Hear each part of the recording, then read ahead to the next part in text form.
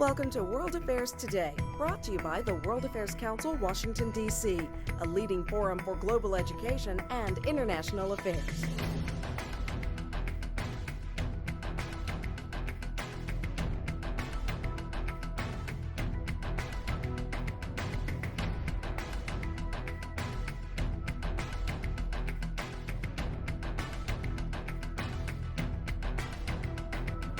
Good evening, and welcome to the World Affairs Council Foreign Policy Panel discussion on the new great game, the U.S. and the future of Central Asia. I'm Heidi Shue, President of the World Affairs Council, Washington, and it's my pleasure to welcome you all here this evening. Our moderator is Susan Corke, Director for Eurasia Programs at Freedom House. Previously, she worked at the State Department, where she was a Presidential Management Fellow and then Deputy Director for European Affairs in the Bureau of Democracy, Human Rights, and Labor. She supervised the Bureau's 25 programs in Europe and the State Department's Human Rights County Reports for Europe. Having earned a master's degree from the George Washington University's Elliott School of International Affairs, she helped found and manage the U.S. Foreign Policy Institute at the Elliott School. She will introduce our panelists this evening. Please join me in welcoming our panel and Ms. Forbes.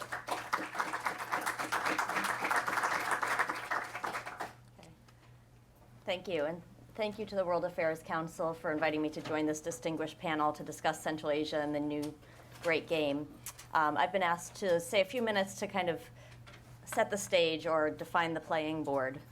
In historical terms, the Central Asia region has included parts of Iran, Afghanistan, and Western China. But for our discussion today, we'll be talking about the 5 countries of the former Soviet Union: Turkmenistan, Kazakhstan, Kyrgyzstan, Tajikistan, and Uzbekistan. One question to start out with is why these 5 countries are a region. They were the non-Russian Muslim lands conquered and subjugated by the Russian Empire in the 19th century and then incorporated into the Soviet Union in the 20th century. When the Soviet Union collapsed, the 5 Central Asian republics became independent for the first time in their histories. The Russian and then Soviet legacy left the republics with shared cultural legacies, in particular Russian language and holidays. This also gave them a lot of shared problems, which I think we'll discuss a lot today. The Soviet Union was not really a union, but an empire. So the republics had no history of political independence, and they were tightly woven into a command economy. So Central Asia mostly supplied raw materials, and in return, the center of the Soviet Union subsidized life in the periphery: education, healthcare, social services. And internal borders at that point were mostly irrelevant. When the Soviet Union collapsed, so did this entire economic and social system outside of oil boom towns in Kazakhstan, Turkmenistan. As I'm at Freedom House, one of the main things I focus on in the region is another inheritance of the Central Asia republics, and that's one of governance. The Soviet Union was a monstrously repressive and inefficient system, and in Central Asia, many of these problems continue and in some cases have worsened. The institutions of governance, including concentration of power in a ruling leader, repressive apparatus of the Soviet state, have essentially survived in all 5 states. The fundamental Soviet approach to that the interests of the state are always above those of the individual also survives. The elite of each country are engaged in huge levels of corruption, robbing state budgets and national industries. No country in the region has an independent judiciary. Torture by law enforcement is widespread. There is outright dictatorship in every country except Kyrgyzstan. Opposition political parties are repressed. The independent media outlets are shuttered, journalists imprisoned, and civil society groups are harassed or banned. All of this is interesting and kind of depressing, but what does it mean for American policy, and why should we care? That will be a big part of the discussion today. After the collapse of the Soviet Union, the primary goal of American policy in Central Asia was to ensure the sovereignty of the Central Asia states. And it was also baldly geopolitical, prevent Russia from subjugating the region to imperial control again. In the case of Kazakhstan and Turkmenistan, the U.S. also had some other goals, in particular the hydrocarbon wealth on these Caspian shores. Helping these countries tap those resources to sell oil without Russian interference would help make them independent. This effort to create the new pipeline routes outside of Russian control was the original new great game in Central Asia. And we're lucky to have today one of the preeminent documenters of that time, Steve LeVine. And then after 9/11, another factor was added to the list: security. When the U.S. decided to enter Afghanistan in pursuit of al-Qaeda, it needed logistical support. So the U.S. established a basing relationship with Uzbekistan and more recently constructed the Northern Distribution Network. In the past decade, the effort to gain security cooperation in the region has also become a part of the new great game narrative. And we are fortunate to also have with us Ambassador John Herbst, who headed the U.S. Embassy in Tashkent from 2000 to 2003. So how has the U.S. policy game worked? On the one hand, the U.S. has gotten a lot of what it's wanted out of Central Asia: oil and gas, bases and supply lines. And for the most part, sovereignty of the Central Asian nations has succeeded. But Russia still plays a significant role in the region, but it's not the hegemon it once was. China is increasingly interested, but it appears for now to be more economic than political aspirations. And again, the people of the region are still ruled by incredibly repressive regimes. Many people ask, why should the lack of democracy in Central Asia matter for the American people and the American foreign policy? Freedom House gets asked that a lot. Recently, Assistant Secretary of State Robert Blake said, in most cases in Central Asia, the principal threats now are internal, not external. The violent repression of dissent, the severe constraints on religious practice, and the refusal to allow free expression and resolution of legitimate grievances, combined with the outrageous corruption counterbalanced against grinding poverty for many of these people, and you have the breeding grounds for violent extremism and social instability. It's not to say that Central Asia is close to an Arab Spring, nor would it be in anybody's interest. However, I would argue that it's time that we aligned our policy more with our rhetoric, and the rhetoric has not always been that good, frankly. A large amount of U.S. assistance in the region goes to security, not towards democracy and development. We arm and support repressive regimes against external threats, even when acknowledged that the threats are internal. The new great game paradigm emerged as analysts saw a geopolitical struggle between the U.S., Russia, and then China. But the players now that will decide the game are the people of Central Asia themselves. I hope the U.S. will be setting some new rules in the game in support of more democracy in Central Asia. With that, I'm going to turn first to Philip Shishkin, who is a respected journalist and author of the riveting book Restless Valley, Revolution and Murder and Intrigue in the Heart of Central Asia. Thank you, Susan, for such a wonderful introduction. I feel like you've summarized the region's problems so well that I'm almost ready to recuse myself and not speak at all. So thank you for that, and thank you all for coming. I know Central Asia is a very hot field that has a lot of aficionados. But I will try to speak about just one country here, a country that has been punching way above its very small size, and that country is Kyrgyzstan. There's only 5 million people tucked away in a landlocked area above Afghanistan's northern border. It doesn't border on Afghanistan, so it's farther up, and has managed over the past decade to play just an incredibly important role in the U.S. war in Afghanistan. The U.S. set up a military base there shortly after the 9/11 attacks, and that base now serves as the main refueling hub for all the fighter aircraft, most of the fighter aircraft operating in the Afghan airspace. Also, most of the U.S. soldiers who operate in the Afghan theater transit through Kyrgyzstan. So that has given this very small country quite an outsized place in the U.S. Foreign policy pecking order, and the U.S. has been heavily involved there, not always positively. So I first went there in 2005 because at the time, as some of you might remember, there were all these velvet revolutions rolling through the post-Soviet political space. There was Georgia, then there was Ukraine, before that it was Serbia, and there were rumblings of unrest in Kyrgyzstan, rumblings that eventually blossomed into what was then called the tulip tulip revolution. I remember a colleague of mine, I was the Wall Street Journal reporter at the time, joked when I first went, how many words do you think you're going to be able to write about Kyrgyzstan for the Wall Street Journal, because no one cares.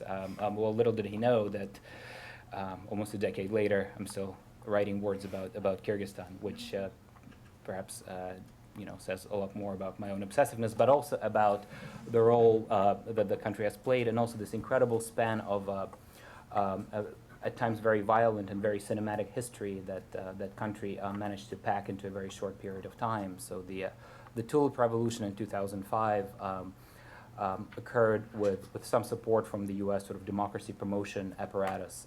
There were all sorts of civil society groups in the country that that received some funding from the U.S. and the government at the time was fairly low-key and laid back and allowed that civil society infrastructure to emerge before cracking down. But by the time the government cracked down, it was already too late. So we had that revolution. You might be more familiar with the more recent Arab Spring uprisings in the Middle East, but the Kyrgyz Revolution followed essentially the same dynamics. But what's really interesting about it is what happened afterwards. So in the a groundswell of optimism that follows the overthrow of a dictator, a new government took power with the promise of democratic renewal, and very quickly, within a matter of 2 or 3 years, managed to become much, much worse than the regime it replaced. I think there's a big cautionary tale for a lot of us, who follow regime changes and democracy promotion. And again, as Susan knows much better than I do, we see a lot of that in the Arab Spring uprisings now in Egypt, where a similar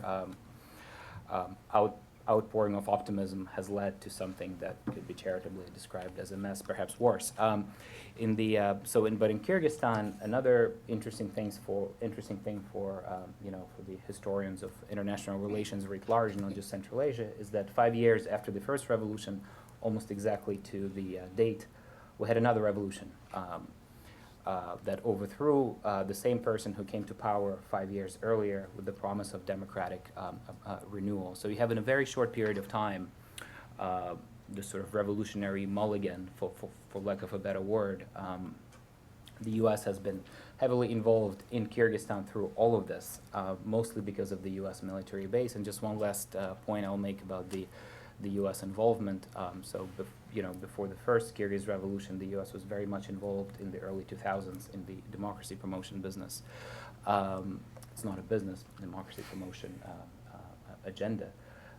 After the revolution, as the new government turned out to be actually much worse than the regime it replaced, the U.S. toned down its democracy promotion talk, and some people in Kyrgyzstan will tell you that the U.S. deliberately ignored the very serious human rights abuses of the new government for the sake of making sure that this very important base, military base, which I described earlier, would be allowed to survive. It's something that Ambassador Herbst faced also in Uzbekistan, which I'm sure he will talk about. This very important debate of human rights versus security.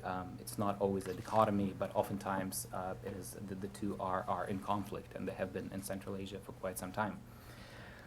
I think I'll stop here, and thank you very much for listening and for coming. Okay, great. Thank you, Philip.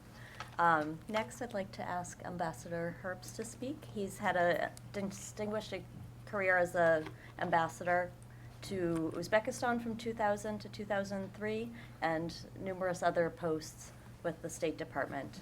Currently, he's at the National Defense University. We look forward to hearing you approach the discussion, in particular from the Uzbekistan angle. Okay, what I thought I would do is first talk about American interests in general in the region, then talk about Uzbekistan and how we pursue those interests with Tashkent. To understand our interests in the region, you really need to look at a map. I mean, Central Asia has a distinction of being a completely landlocked region. Uzbekistan has a distinction between one of the two countries in the world which is double landlocked. That means that all of its neighbors are also landlocked. According to Jeffrey Sachs, a landlocked country loses 0.5% of its GDP growth every year because it's landlocked, given the importance of sea-based commerce towards economic development. Being landlocked is even worse when you have problem neighbors. Paul Collier writes about that in the bottom billion. And Central Asia in general has difficult neighbors. You know, those neighbors are Russia, China, Afghanistan, Iran. And in that lot, the good neighbor is China. And of course, for the Uzbeks, they're surrounded by the four other post-Soviet stands: Tajikistan, Kyrgyzstan, Kazakhstan, and Turkmenistan. And to have a bad neighbor means a neighbor who either has ungoverned spaces, bad infrastructure, roads and ports, is predatory, is corrupt. And all these things add to the difficulties of development in Central Asia. Now, our interest, American interest in Central Asia, have been pretty constant. Not identical, but pretty constant since the region became independent in the early 90s. First interest, a very basic one. Central Asia is in fact the heart of what the great British geographer Mackinder called the world island of Eurasia. And according to James Millward, who's a historian at Georgetown, the heart of Asia, and this is interesting, you never think about this, is in Xinjiang province, East Turkestan in China. And historically, Central Asia has been a crossroads of world empires and conquerors. Genghis Khan made his first significant conquests in Central Asia when the Shah of Khwarezm had the audacity to murder his ambassadors. Good thing, don't murder ambassadors. Tamerlane, of course, came from what's now Uzbekistan, and he too was very active in Central Asia. You know, the glories of Samarkand and Bukhara, well, Samarkand, not so much Bukhara, are Tamerlane's creation. And one of the world's greatest historic battles, which of course Americans know nothing about, was fought on the River Talas in 751 between an expanding Tang Empire in China and Arab conquerors. The Arabs won, which is why Central Asia is Islamic today. So the United States has a clear interest in making sure that no one power dominates Central Asia. The concern 20 years ago, and even 10 years ago when I was in Tashkent, was Russia. The concern today, if anyone has any brains and foresight, is China. Because Russia's influence is waning in the area, and China's is gaining daily. So our interest is not to dominate in Central Asia. We can't do that. We shouldn't want to try. But we do have an interest in limiting the powers of a still problematic Iran, a still wish-to-be hegemon Russia, and a rising China. We also have an interest, and this is related, in the area not becoming a vacuum. One, because that sucks in great powers, but two, and this is something I worry about in my day job at NDU, ungoverned spaces. We don't want Central Asia, and especially Uzbekistan and Tajikistan, which are the, you might say, the cultural centers of Central Asia, the Islamic centers of Central Asia. We don't want them to be overrun by radical Islamists. And while it's common wisdom to say to worry about the threat coming out of Afghanistan once ISAF withdraws, it's also common wisdom to underplay that danger. There is an Islamic extremist danger in Central Asia, even though I agree that the greater problems of instability in the region come from internal problems in countries which are highly problematic in the way they're governed. We have an interest, therefore, in preventing the badlands of Tajikistan and Kyrgyzstan from becoming centers for the jihadists who are right now still fighting ISAF in Afghanistan, and that is a significant problem. We have a major interest in the stability of the region and in their economic development. Therefore, as Susan noted, we promote multiple pipelines, and Steve is a real expert on that. Point of fact, the danger of Russian monopoly has been broken thanks to the wisdom and the perseverance of three powers, none of them based in Washington. Those powers are in Beijing, in Kazakhstan, Almaty, Astana today, and in Ashgabat. The pipelines built from Kazakhstan and Turkmenistan, in some cases through Uzbekistan, have been the most important things in breaking the Russian monopoly over Central Asian hydrocarbons. And that's also important to the economic development of certainly first Turkmenistan and Kazakhstan, but also to a lesser extent Uzbekistan and the others. Finally, and very important, this was highlighted in Susan's remarks, we are Americans, we pursue our values, and we consider some relationship between our values and stability. And our values, I mean the values of an open society, both towards a market economy and towards human rights. And those have been part and parcel of our policy in Central Asia and in Uzbekistan since those countries emerged as independent nations. And I could talk about that from the standpoint of Uzbekistan, because certainly the most wayward of the regimes in the area, which puts them among the most wayward of the regimes across the world in the area of human rights and open society, are based in Tashkent and in Ashgabat. I was in Tashkent from 2000 to 2003. So you might say I was there when our security interests in the region were most important. Our ability to move into Afghanistan to fight the Taliban. But even in my day, human rights were very important. And if you go back and look at American policy towards Uzbekistan from 1991 until today, you see constant tension between our values and our specific material interests. So, for example, right after independence, Islam Karimov, the still president of Uzbekistan, and actually a formidable geopolitical thinker, always worth listening to on geopolitics, wanted the close relationship with the United States. We kept him at arm's length because of those internal issues which continue to dominate the scene there today. He only got his visit to Washington in that wave of post-Soviet independent visits to Washington in 1996. And when I arrived in Tashkent, he said correctly that there were 3 American policies towards Uzbekistan.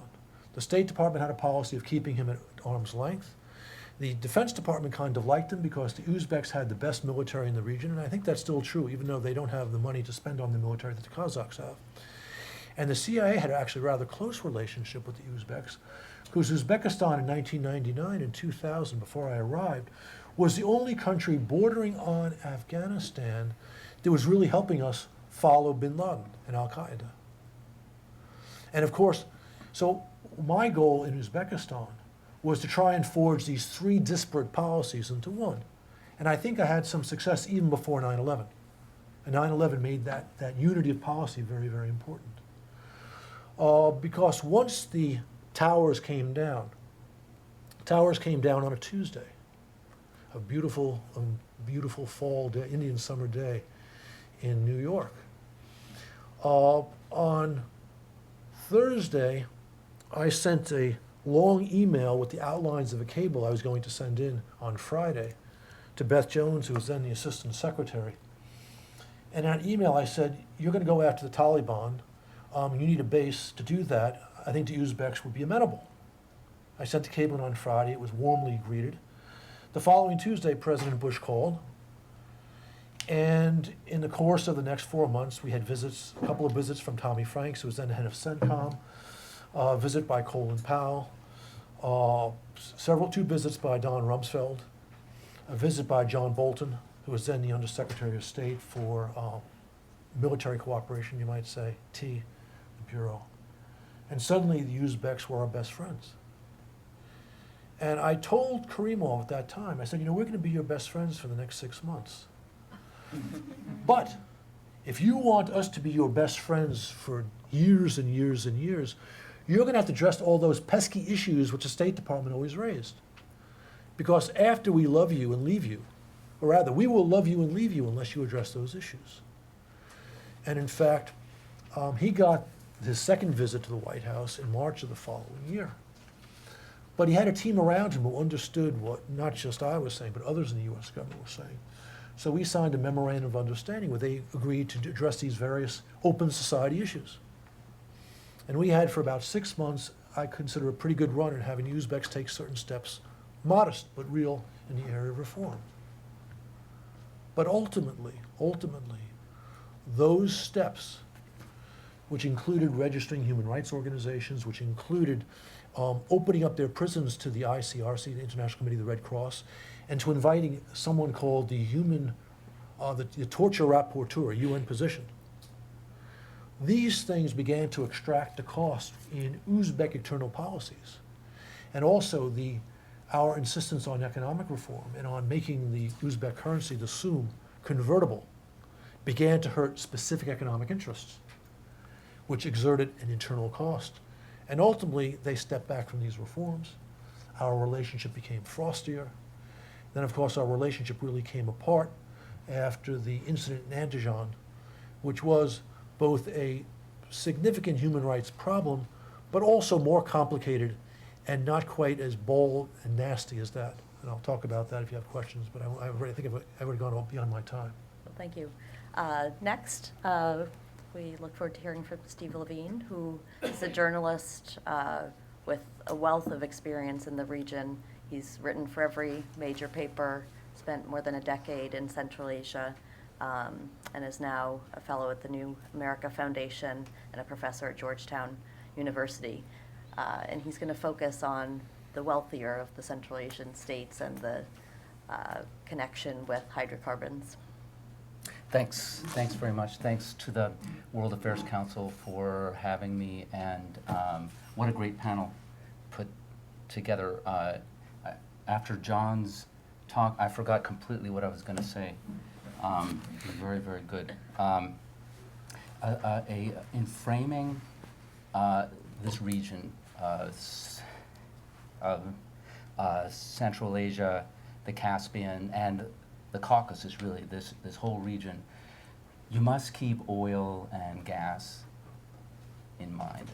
There's a phrase I use, always there was oil. So when the Soviet Union broke up, the central fact of this region that gave it meaning, greater meaning to the rest of the world, apart from that they were newly independent states, was that they had hydrocarbons. In the center of this era, from 9/11 until next year, the central fact of the region is the war in Afghanistan. But next year, U.S. troops will withdraw completely. I'm convinced, prior to my stint in Central Asia, I was posted in Afghanistan for 3 years, and I'm convinced that our plans for keeping troops and for in whatever form, even if they're staying on their bases, and our AID funding and all of that, we're going to have to get out, and we will get out. After that period, the region will return. The central fact of the region again will be oil and gas. So what is oil and gas to this region? Is it simply a thing, a commodity for avaricious outsiders to pursue, take advantage of the governments, pursue their geopolitical aims? No, it's an instrument. Oil and gas are an instrument for the states to be bigger than they naturally are, to punch above their weight, over an enduring period of time, not just for a 6-month period when we require, or the big 3-year period when we required the Friendship Bridge from Termez to Hyraton.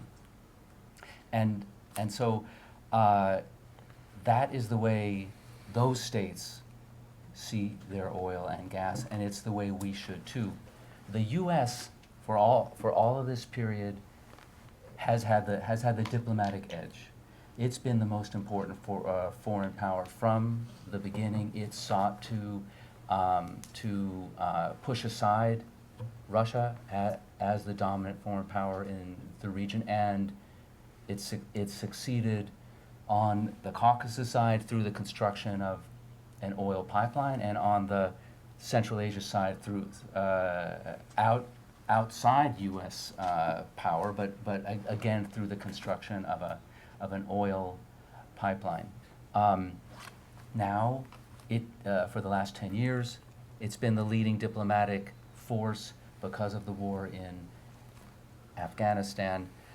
After that's over, the U.S., I'm convinced, the U.S. influence in the region for reasons of the wind down, for reasons, for a variety of reasons, its influence is going to wane significantly. And its interest in being in Central Asia is going to wane significantly. And what happens in its place? John said it, and I think he's right. China is already very, very big in the region. It's going to get bigger, and the question becomes, to what degree does the United States accept that? To what degree does the U.S. embrace that role? To what degree does the U.S. embrace the Chinese role not only in Central Asia but in Afghanistan? And if you think in a broader way, in the Caucasus too. I'm going to get to that in a second. The U.S. is going to pull out of Afghanistan. There's going to be a vacuum there. The Afghans are going to turn to this whole period of time. Before the U.S. went in there, the Afghans were at each other's throats. You know, the South between the North. This is going to return. Afghanistan is going to revert to civil war, and you know, a foreign power being on the ground is just distorting the natural course of events. The events, organic events, have to play out. But we want stability there. The United States would like to leave Afghanistan with some semblance of enduring stability. This is a task that Chinese can carry out. Chinese have a stake in the economic stability of Afghanistan because of its natural resources. The U.S. does not have to get into a room with the Chinese and decide, okay, you take over. The Chinese on their own will do this without the United States saying anything. And the U.S. should embrace, in my opinion, that. A Chinese role, I don't see a pernicious Chinese role in Central Asia either. We see the U.S. seems to have a winner-take-all attitude. If we're not controlling a place and the Chinese are, it's by definition counter to U.S. interests. And I think that's an ignorant, narrow way to look at the world. In fact, a vigorous Chinese economic role in Afghanistan and Central Asia, I think could be a positive one. I just want to wind up. What about the states themselves? I've already covered Afghanistan. Turkmenistan is in a squeeze. There's not going to be a natural gas pipeline through Afghanistan. You know, the Turkmen can wish and proclaim. In the medium term, the stability that is required for there to be the financing of a pipeline does not exist. No one is going to finance that pipeline. And the Turkmen themselves are not prepared to award the kinds of terms to IOCs, to oil companies, to gas companies, to produce the gas in Turkmenistan that would provide the upstream cash flow to finance that pipeline. And the same goes, you talk to the Turkmen and they're still speaking publicly about a Western route, Trans-Caspian natural gas pipeline route being on the front burner. It's not on the front burner. It's not going to be a Trans-Caspian natural gas pipeline either. And the reason is that the Turkmen do not have the same guts that the Azeris do about taking on Russia.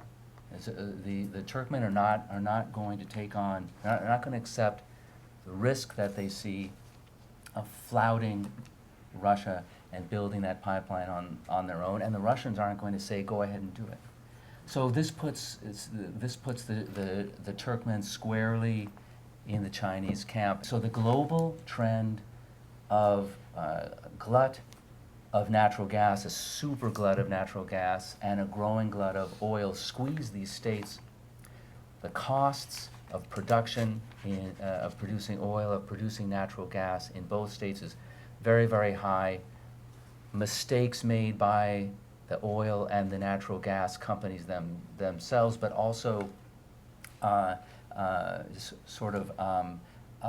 unconstructive behavior by the states themselves toward the companies, put them in an unbeneficial, disadvantageous position against all the other states around the world that have suddenly found their own oil and gas. What is the result of that? That they really, these states, their futures are China. Because all of that adds up to China, it puts China and its hunger for hydrocarbons in the catbird seat. One thing I wanted to say that I respectfully disagree with the notion that somehow the U.S. has managed to maintain that balance between security and human rights, not only in Uzbekistan but in Kyrgyzstan as well. I think some of the evidence I've seen from reporting on the ground in those countries and talking to people who are understandably biased more toward human rights than security has been to suggest that, particularly after 2005, after the Andijan crackdown in Uzbekistan, after which the relations collapsed, but the subsequent rapprochement between the U.S. and Uzbekistan has been very one-sided in the sense that the Uzbek regime has retreated deeper and deeper into repression, while at the same time solidifying its security alliance with the U.S. This is not to say that the U.S. has not made very strong démarches behind the scenes on human rights, but on the ground it seems that they are almost pro forma made in order to be ignored by Karimov, but so that a box can be checked that they have been made. There's I'm not a fan of WikiLeaks or leaking, but journalistically, it has been, a great resource for some of us. And one of the cables that came out was from one of Ambassador Herbst's successors in Uzbekistan, back to headquarters. That the precise, trigger for the cable was a meeting between the ambassador and Islam Karimov, following an award, a human rights award that the State Department gives to, distinguished women from overseas for their achievements in the human rights field. It's called the International Women of Courage Award. And it was that year the award was given to a prominent Uzbek human rights defender who's been a thorn in the side of Karimov. And so he summoned the U.S. ambassador for a dressing down, basically. And so the ambassador sort of cabled back that, and then I quote, pressuring him, Karimov, publicly on these issues could cost us transit rights. So Karimov made it clear that the importance of, just to make clear, this is not Ambassador Herbst, this is one of his successors. That the cable, more than any other piece of paper I've seen, sort of put that sort of dichotomy or conflict together very succinctly. And I'm sure there was a lot more going on behind the scenes, but that dynamic, if you talk to people on the ground in Uzbekistan, has been very much present. I think in general people will, not just in Uzbekistan but in Kyrgyzstan as well, will tell you that the sort of democracy promotion or any sort of U.S. support for human rights in the region has become somewhat weakened in the past few years. Thank you. Thank you. So that, I would say that there is a perspective, particularly amongst the human rights community, that the policy relationships have been dominated by security interests. And then a question moving forward is, given that some of the upcoming challenges for Central Asia are internal, does that mean that even though the U.S. is now willing and able to focus more on human rights issues, has the U.S. forfeited the opportunity to address internal and regional challenges, and will the governments of Central Asia take those issues seriously? And that's sort of part one of the question. So then as we're looking ahead to what the potential scenarios are, and some of them are gloomy, such as, we have aging dictators in Uzbekistan and Kazakhstan, if without any succession planning, that could unravel quite quickly. Will the U.S. have any influence or ability to help in that scenario? So I guess That's the question, is how can the U.S. shape its relationship moving forward, given that it has not had as robust a policy dynamic in terms of human rights and democracy issues as it has had with the security part of the relationship? First, Philip and I disagree, I think. And I would say that by and large, Philip's representing not just his own view, but the view of the organized human rights community here. I would say I disagree with the notion that we have overwhelmingly focused on security. Because even taking your example, the people in the State Department who make policy are not idiots. When they decided to give the award to that woman, they understood that there would be a reaction in Tashkent. So their willingness to do that, despite our security need, suggested that we were not overwhelmingly focusing on security. That doesn't mean, of course, that there aren't trade-offs. But the point is, if we have a serious national interest in Afghanistan, in our operation there, and we need the Uzbeks to pursue that interest, we're going to have to take some account of the interests of the people who are running the country. Otherwise, we cannot pursue that other interest. I can understand why the human rights community doesn't see it that way. But keep in mind, they have a single issue to focus on, whether they're human rights workers in the United States or in Uzbekistan or Kyrgyzstan or anywhere else in Central Asia. The American policymaker has to take into account everything. And again, the fact that the human rights dimension is part of the conversation, even as we're talking security, indicates we're not just paying lip service. Having said that, there is a utopian strain in American thought and among American political activists regarding the extent of our influence. If we only cared about human rights in Central Asia, I don't think we'd be any more effective than we are right now in pursuing human rights with our broader agenda. Because it's not as if Karimov or Nazarbayev is just waiting to hear the latest from Washington on human rights before he makes his next policy move. In fact, the type of steps that we sometimes take to promote human rights are going to get their backs up. And when their backs are up, they're not listening. They're not listening. I think, I worked in Uzbekistan at an interesting time. I worked in Ukraine at an interesting time. And I was in Ukraine for the Orange Revolution and in the run-up to the Orange Revolution. In Ukraine, society, and for that matter, the government, which was partly representative of that society, only partly, were receptive to, you might say, a harder American push on these issues. In Central Asia, with the possible exception of Kyrgyzstan and maybe Tajikistan because of the general incapacity for governance in Tajikistan, the governments are not going to respond in a way that will help us achieve our human rights objectives if we go in too heavy-handed. The solution to the human rights and the open society problems in Central Asia rests with the next generation of Central Asians, a good number of whom are getting educated in the West. Sermon over. Thank you. This is becoming an interesting discussion. Philip, can I turn to you for a response on Sure. that? Yeah. No. The one thing I definitely agree with the ambassador on is that there is this utopian streak in the American foreign policy, and we often sit in Washington, look at these regions, Central Asia being one of them, but there are a few others, thinking what can the U.S. do and what should the U.S. do.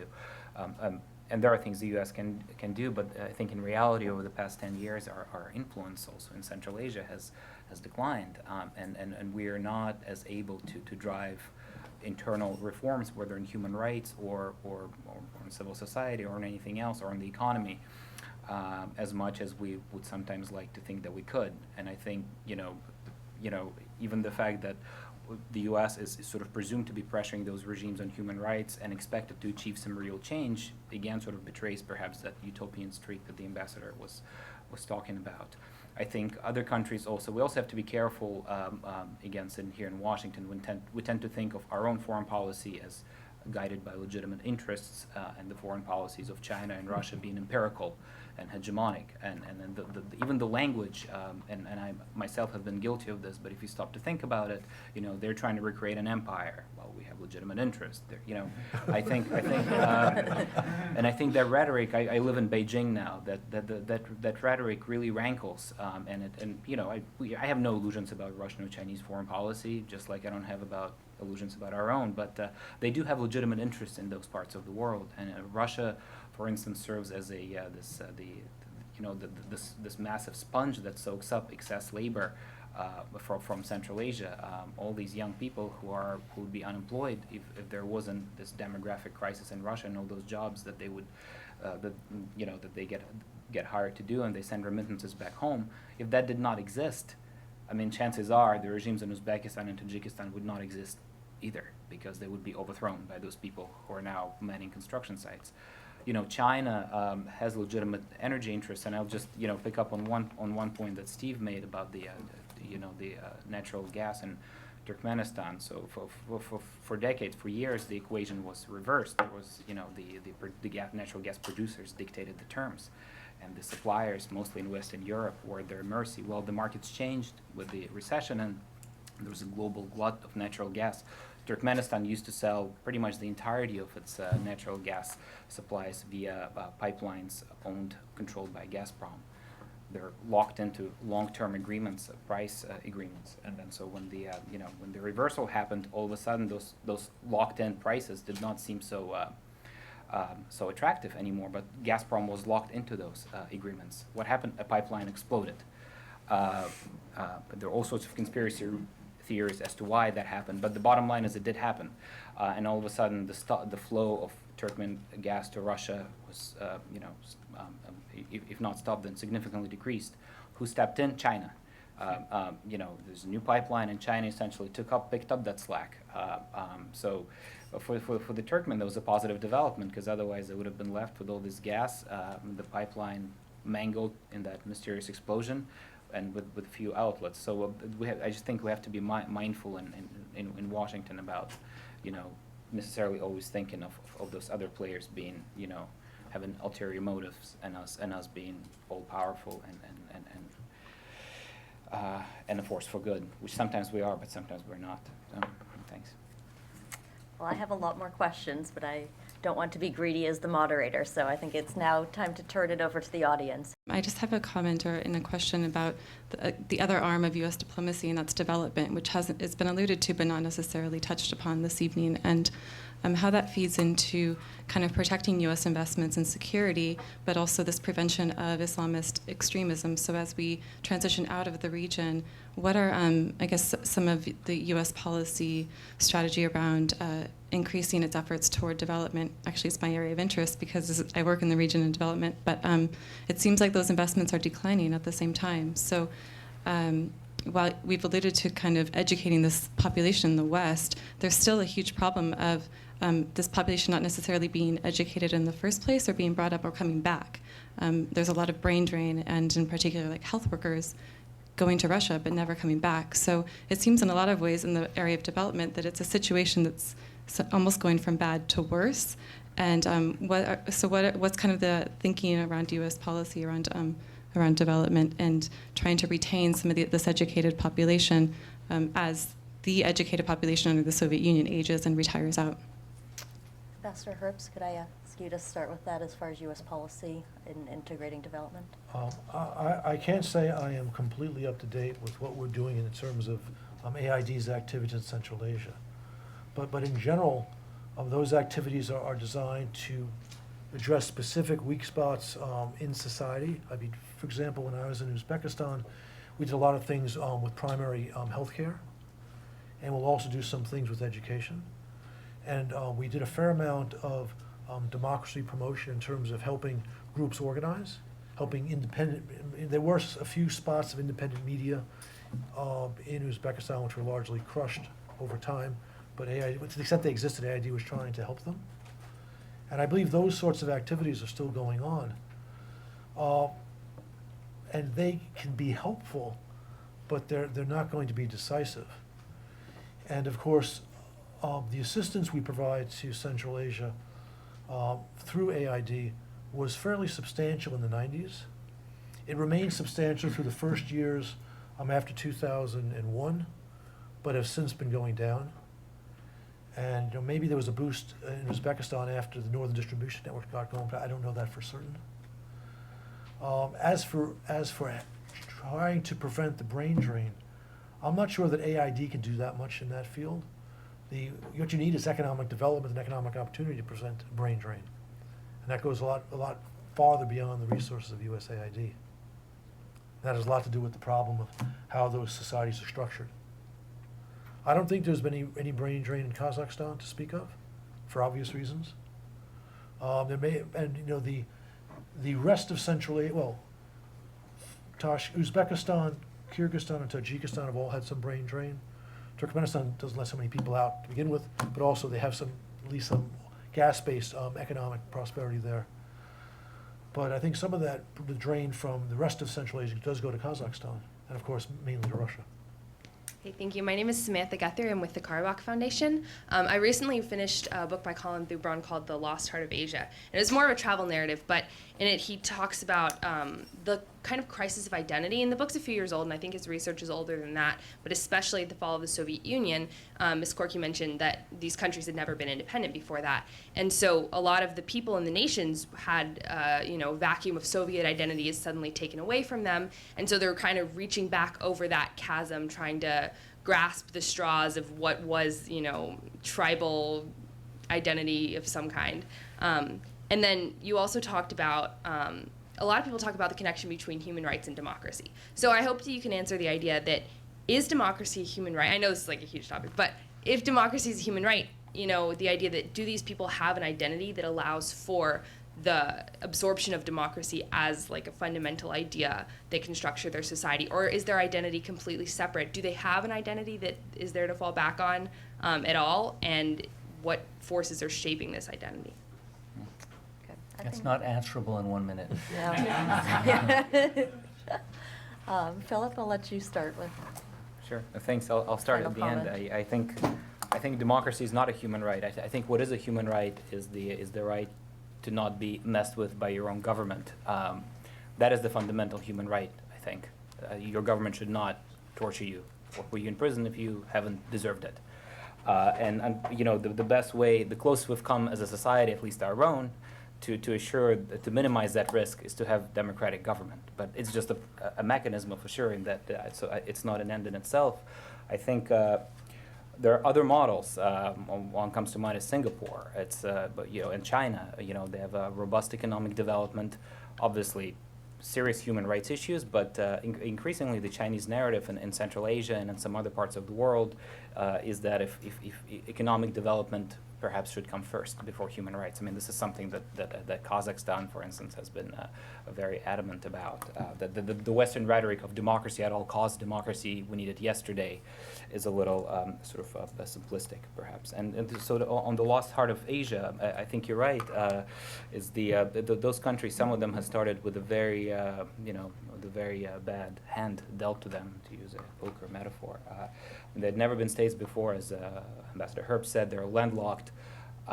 And some of them, unlike Kazakhstan or Turkmenistan, had very little natural resources to speak of, like Kyrgyzstan, for instance. I mean, it has a gold mine, one of the biggest in the world, but that in itself has turned into a problem because it's, the concession has been given to a Canadian company and has been a constant source of sort of populist pressure. So they've had, where they are now, the problems that they have, we have to keep in mind that they inherited a lot of them. And I think I'll stop here because of time. Thank you. Okay, I would actually take issue with the premise of the question, and I'll do this indirectly. There's a fine Central Asian scholar, I think he's at Harvard, his name is John Schoberlein, who has a YouTube video where he quotes a radical American journalist, a woman named Anna Louise Strong, who was active 20s, 30s, 40s of the last century, actually even a little beyond. She was essentially a communist fellow traveler. Said a lot of nice things about Mao's China, including during the Cultural Revolution. And he quotes her from the early 20s. She was in Moscow, and of course she was rapturous about the Bolshevik Revolution. And he quotes her saying how, the Bolsheviks came into Central Asia, and they established all these wonderful things, and there's this people called the Uzbeks, who never even had a language before. They didn't have a written language. And here the Russians provide them a written language in Cyrillic.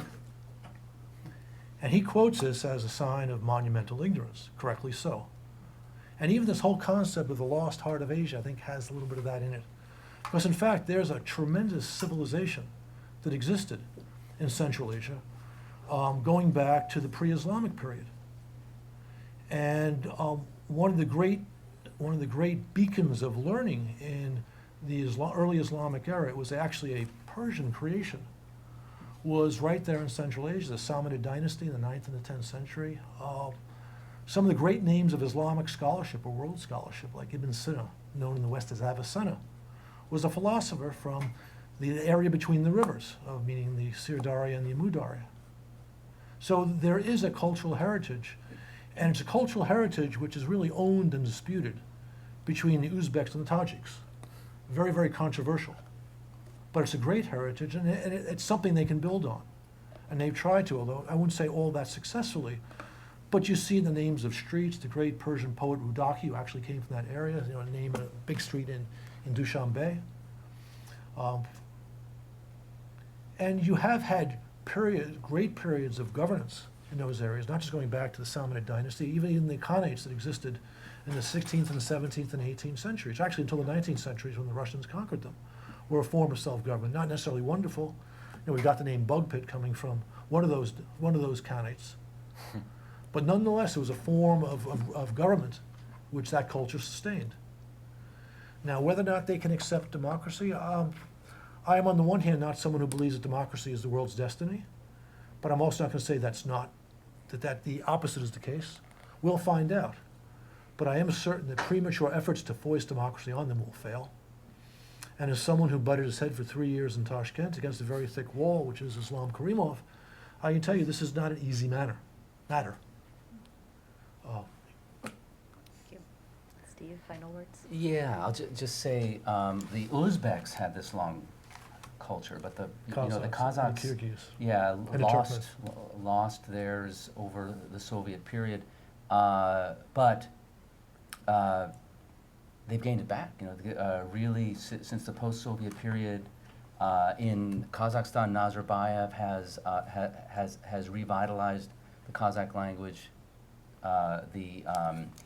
forcing anyone who wants to have a position in government to be able to speak Kazakh, and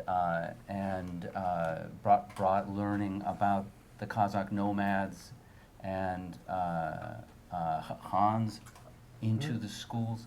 And so this is the way it was. It is true when the Soviet Union broke up. It is the way that you described from that book. That book was written at least 20 years ago. I remember, because I read that when I first got out there. Yeah, it's changed. It's changed. Well, with that, thank you very much. We went over by a few minutes, but it was such an interesting discussion. I hope it was worth it. I think it was a really robust discussion looking both back and forward. So thank you again to the World Affairs Council for sponsoring this event. Thank you for joining us for World Affairs Today, a production of the World Affairs Council, Washington, D.C.